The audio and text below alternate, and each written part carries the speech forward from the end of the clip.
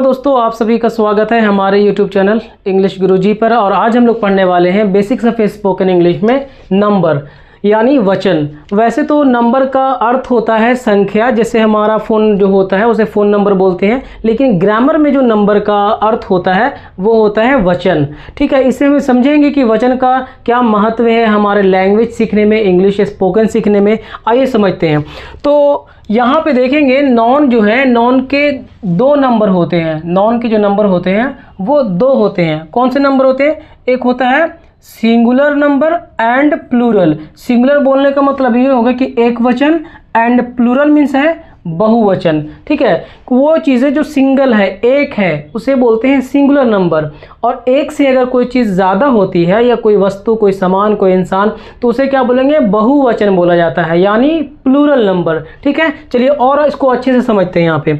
तो देखिए, सिंगुलर से एक व्यक्ति या वस्तु का बोध होता है। मतलब एक वस्तु को अगर इंडिकेट करना है या एक इंसान को इंडिकेट करना है, बताना है, तो उसे बोलेंगे सिंगुलर नंबर। जैसे देखिए, ये मार्कर है तो ये सिंगल है, एक है, तो इसे बोलेंगे सिंगुलर नंबर बोलेंगे।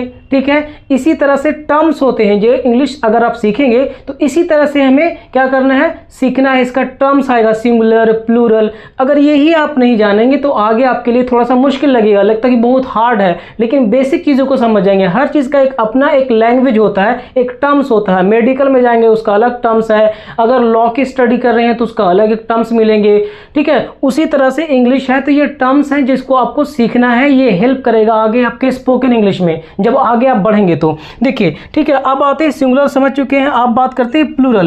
प्लूरल जो होता है, प्लूरल एक से अधिक व्यक्तियों या वस्तुओं का बोध होता है। एक से अगर कोई चीज़ ज़्यादा है या कोई इंसान, किसी वस्तु की बात की जाती है, एक से अगर ज़्यादा है, उसे बोलते हैं प्लूरल। प्लूरल मीन्स होता है बहुवचन। जैसे मान लिया जाए कि ये मैंने बोला था एक है, सिंगल है, तो इसे सिंगुलर बोला मैंने, सिंगुलर। ठीक है, सिंगुलर नंबर। एक से ज़्यादा है, दो हमने कर दिया, तो ये क्या हो गए? प्लूरल। अगर इसके साथ में मैं 10 और ऐड कर दूं या 10,000 भी ऐड कर दूं तो भी वो क्या कहलाएगा? प्लूरल। ठीक है, ये बात समझ रहे होंगे आप। तो ये तो बात समझ में आ चुकी है आपको। Plural denotes more than one person और थिंग, एक से ज़्यादा चीज़ों को बताता है। ठीक है, चलिए अब आगे इसको और समझते हैं। यहाँ पे अगर देखेंगे तो सिंगुलर से प्लूरल बनाने के नियम, तो जनरली होता क्या है कि सिंगुलर से हम प्लूरल को बना सकते हैं। उसके कुछ प्रोसेस है, नियम है, छोटा सा नियम है, बहुत ज़्यादा डिटेल्स में नहीं जानना है। जो हमें स्पोकन इंग्लिश में मदद करे बस उतना ही सीखना है। We don't have to become like grammarian. ठीक है, तो देखिए, अधिकतर सिंगुलर नॉन्स के अंत में क्या होता है कि एस लगा दिया जाता है। वैसे नॉन जो काउंटेबल होते हैं, जिनको हम गिन सकते हैं, उसमें क्या करते हैं, एस लगा देने से वो क्या बन जाता है? प्लूरल बन जाता है, यानी बहुवचन। एक वचन से बहुवचन बनाने के लिए हम एस का ही इस्तेमाल करते हैं मोस्ट ऑफ द टाइम। ठीक है, बाकी और रूल्स को हम लोग देख लेंगे। जैसे पेन है, पेन मीन्स क्या होता है? कलम होता है। ठीक है, अब उसको एक से ज़्यादा बनाना है तो हम क्या करेंगे? एस ऐड कर दिया। देखिए यहाँ पे एस ऐड कर दिया। पेन है तो पेन्स हो गया, कलम तो कलमें। ठीक है, अब ये बुक है, बुक मीन्स किताब, एक किताब की बात की जा रही है। एक से अधिक अगर मुझे बोलना होगा तो देखिए यहाँ पे एस लगा दिया, बुक्स हमने बोल दिया। ठीक है, गर्ल है, गर्ल मीन्स लड़की, तो यहाँ पे क्या कर दिया? गर्ल्स। देखिए यहाँ पे एस का इस्तेमाल हो गया, गर्ल्स। अब यहाँ पे क्या है? एनिमल है, तो एनिमल में क्या लगा दिया? यहाँ पे एस लगा दिया, एनिमल्स। मतलब ये क्या बन गए? ये सिंगुलर थे, ये बन गए प्लूरल। तो ये तो आपका बेसिक था।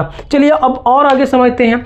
कुछ चीज़ है जो स्पेशल केस है, that we need to understand. Just look at a glance to understand the basic concept. Fine, तो देखिए अब क्या होता है यहाँ पे, किसी भी वर्ड के अंत में जैसे क्या लगा लिखा हो, किसी के वर्ड के लास्ट में CH हो, SH हो, डबल S हो, ये सिंगल S हो या एक्स हो, ये किसी वर्ड के लास्ट में अगर लगा होता है तो उसमें क्या करते हैं हम लोग?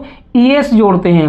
ठीक है, प्लूरल बनाने के लिए हम क्या करेंगे? अगर वर्ड के लास्ट में देखिए CH लगा हुआ है, तो अगर इसका मुझे क्या करना है? सिंगुलर से प्लूरल बनाना है, एक वचन से बहुवचन बनाना है, तो इसके लिए एक अलग केस है। हम यहाँ पे सिर्फ एस ऐड नहीं करेंगे, क्योंकि CH है, SH है, डबल S है, सिंगल S अगर ये होगा तो हम क्या करेंगे?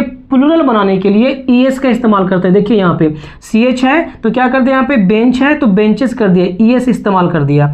जैसे इंच है, CH है यहाँ पे, तो अगर मुझे इसको प्लूरल बनाना है तो अगर इंच को मैं बोलूँ यहाँ पे इंच, एस नहीं है लगेगा यहाँ पे, क्यों? क्योंकि CH है, जब लास्ट में CH हो तो हम उसका प्लूरल बनाते हैं यानी बहुवचन बनाएंगे तो क्या करेंगे, उसमें ES जोड़ देंगे। ठीक है, जैसे डिश है तो डिश SH है तो SH भी अगर रहता है तो उसका प्लूरल बनेगा तो ES आ जाएगा वहाँ पे। ये बेसिक कॉन्सेप्ट है।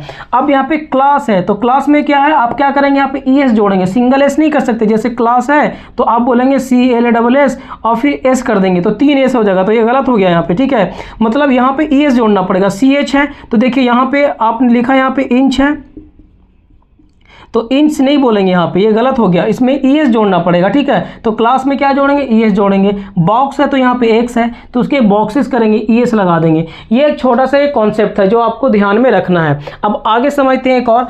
देखिए कोई वर्ड हो और उस वर्ड में क्या हो, वर्ड में क्या हो कि Y जो हो वो अंतिम लेटर हो और उसके पहले क्या हो, कॉन्सोनेंट हो। कॉन्सोनेंट क्या होता है ये पहले लेक्चर में हमने डिस्कस कर लिया है। ठीक है, सबसे लास्ट लेटर क्या हो, Y हो और Y से पहले क्या हो, अगर कॉन्सोनेंट हो तो उसमें क्या करते हैं हम, उसको क्या करते हैं IS में बदल देते हैं। Y को क्या करते हैं IES में बदल देते हैं। जैसे एग्जांपल CITY है तो देखिए Y है और Y के पहले क्या है यहाँ पे T है। ठीक है, तो कॉन्सोनेंट है। अगर इसका मुझे प्लूरल बनाना है, बहुवचन बनाना है तो क्या करेंगे, Y को हटा देंगे और डायरेक्ट क्या जोड़ देंगे, IES कर देंगे। जैसे CT है, CT तो CIT है और Y को हटा करके डायरेक्ट यहाँ पे क्या कर दिया, IES कर दिया यहाँ पे। ठीक है, उसी तरह से देखेंगे STORY है, Y है और Y के पहले यहाँ पे R है तो R जो है वो कॉन्सोनेंट लेटर है। इसको क्या करेंगे, Y को हटाएंगे और हटाने के बाद में क्या करेंगे, डायरेक्ट यहाँ पे IES जोड़ देंगे, स्टोरीज कर देंगे।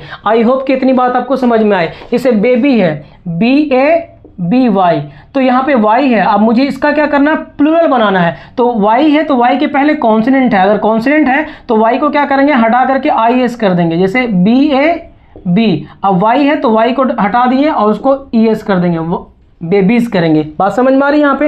ये एक छोटा सा रूल था जो आपको समझना है। इतने से हमारा काम चल जाएगा स्पोकन में। इसके आगे भी चीज़ें पढ़नी होती है थोड़ा बहुत, ठीक है, लेकिन हमें उतना नहीं जानना है। This is the basic thing. और एक और चीज़ अब क्या होगा कि हर 2 दिन में एक और ट्रांसलेशन का जो बेसिक्स ऑफ ट्रांसलेशन, जिससे आप क्या कर सकते हैं, इंग्लिश लैंग्वेज को समझ सकते हैं। यहाँ से चलेगा ग्रामर और जो नेक्स्ट वीडियो जो आएंगे उसमें ट्रांसलेशंस होंगे। बेसिक्स ऑफ इंग्लिश ट्रांसलेशन का सीरीज मैं चालू करने वाला हूँ। तो मैं जितना मुझे समय मिलेगा, टाइम मिलेगा, मैं आपको अपलोड करता रहूँगा। आप उसे देखें, सीखें और हमसे जुड़े रहें।